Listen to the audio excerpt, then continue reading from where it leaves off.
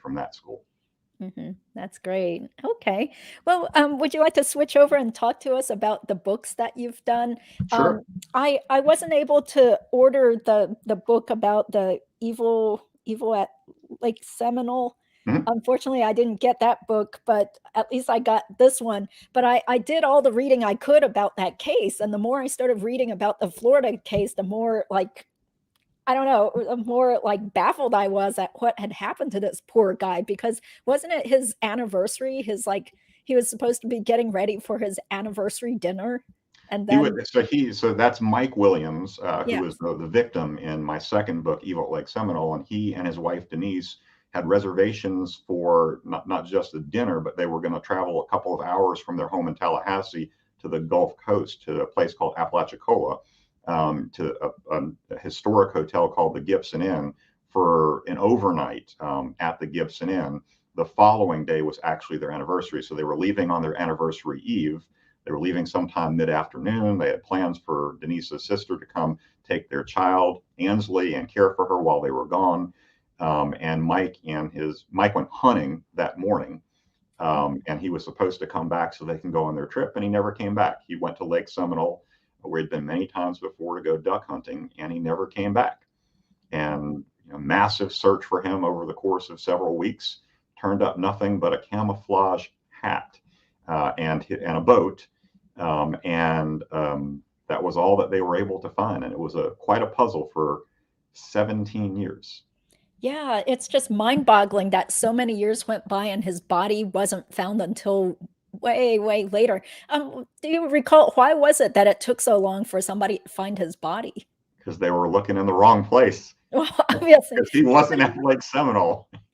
yeah, but it wasn't even that far. Like I read somewhere it said like his body was only found a few miles from where he grew up or That's wherever correct. it was in That's like correct. wooden Because a so pile of wood or something. the person who shot him in the face at point blank range that very morning was his best friend since high school, named Brian Winchester. And after Brian shot him at Lake Seminole, Brian thought he was going to drown. The idea was it was a conspiracy between Brian and Denise, because they were having an affair and had been for several years.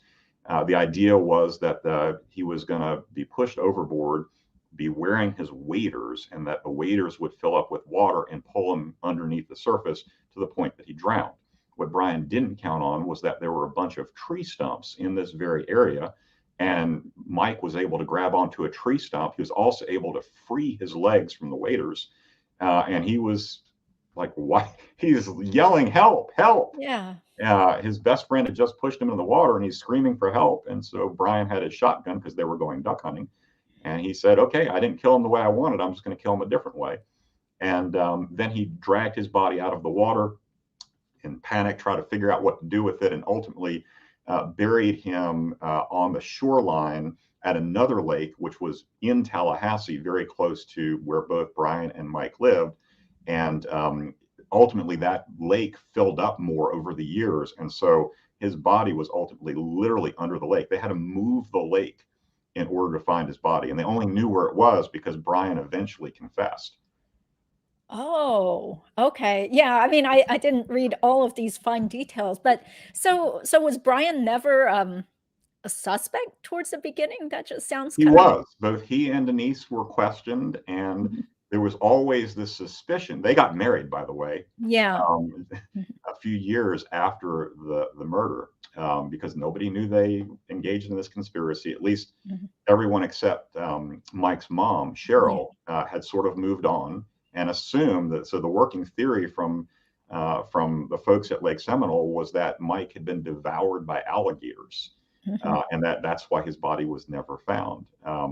But they were both sort of suspects, but the Florida law enforcement folks didn't have enough to go on until Brian was ultimately arrested, ironically, for kidnapping Denise when their marriage failed. Yeah.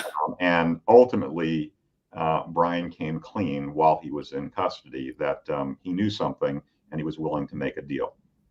Mhm.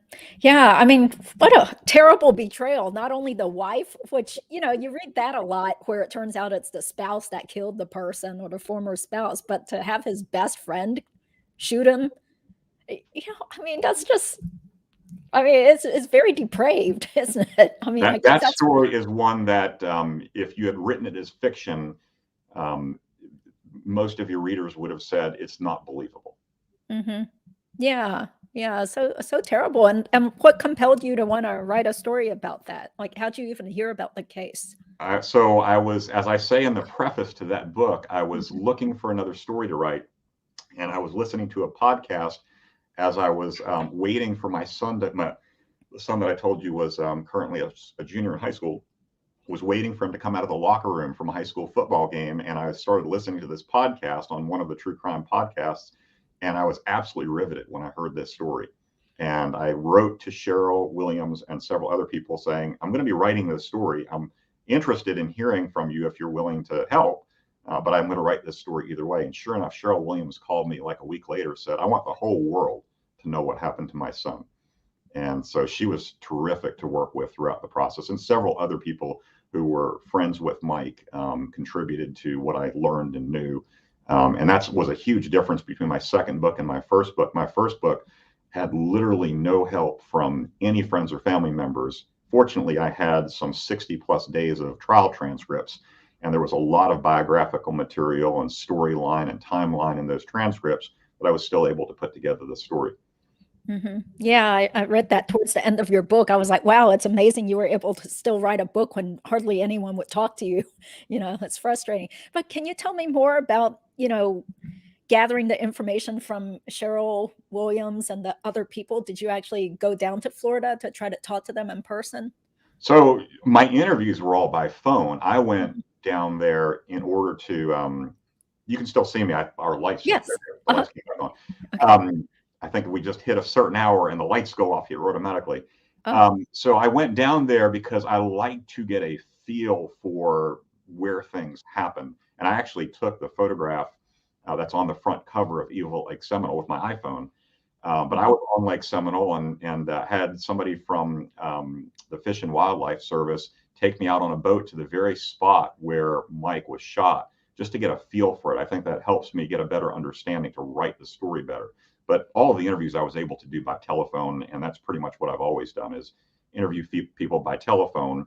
But I want to get a sense of some of the key places that were involved, and I did that by taking a trip to Tallahassee. Mhm. Yeah, so interesting. And so whatever happened to Mike's father? Was he still alive? No, he wasn't. He died shortly before Mike's child was born, Ansley, who, by the way, is now 22 years old. Mhm. That's, I'm writing the story when he is killed when she is just like 18 or 19 months old, and she's now 22. That's how much time has gone by. Oh. But he died of a bizarre set of circumstances resulting from a motorcycle accident.